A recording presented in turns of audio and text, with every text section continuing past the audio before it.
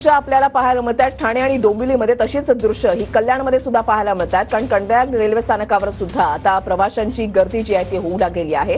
सकाळच्या वेळेला ज्यावेळेला ट्रेन पकडण्यासाठी प्रवासी चाकरमानी जे आहे नोकरदार वर्ग जो आहे तो रेल्वे स्थानकावर आला त्यावेळेला झालेला खोळंबा त्यांच्या लक्षात आला आणि आता कल्याण रेल्वे स्थानकावर हळूहळू गर्दी जी आहे ती वाढलेली आहे।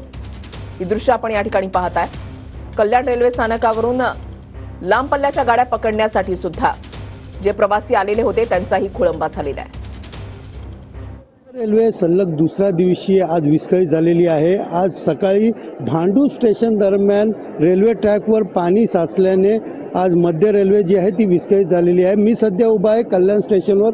आपण पाहू शकता मध्य रेल्वेचा भांडूपवरनं जो अप आणि डाऊन दोन्ही गाड्या रद्द करण्यात आलेल्या आहेत। पूर्णपणे रेल्वे जी आहे ती रेल्वे यातायात जी आहे ती ठप्प झालेली आहे आणि यामुळे कल्याण स्टेशनवरती मोठी गर्दी या ठिकाणी पाहायला मिळत आहेत। एकंदरीत पाहायला गेलं तर एक्सप्रेस गाड्या देखील या ठिकाणी रद्द करण्यात आलेल्या आहेत। त्याचबरोबर लोकल गाड्या फक्त ठाण्यापर्यंत सुरू असल्याची माहिती रेल्वे प्रशासनाकडून दिली जात आहेत आणि यामुळे मोठ्या प्रमाणात गर्दी जी आहे ती कल्याण स्टेशनवरती आहेत।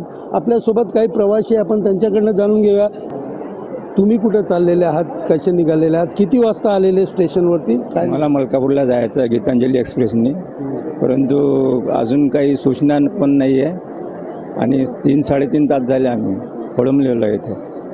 सुनील जाधव, TV9 मराठी, कल्याण। तर कल्याण रेल्वे स्थानकावर आता मोठी गर्दी जी आहे ती होऊ लागलेली आहे।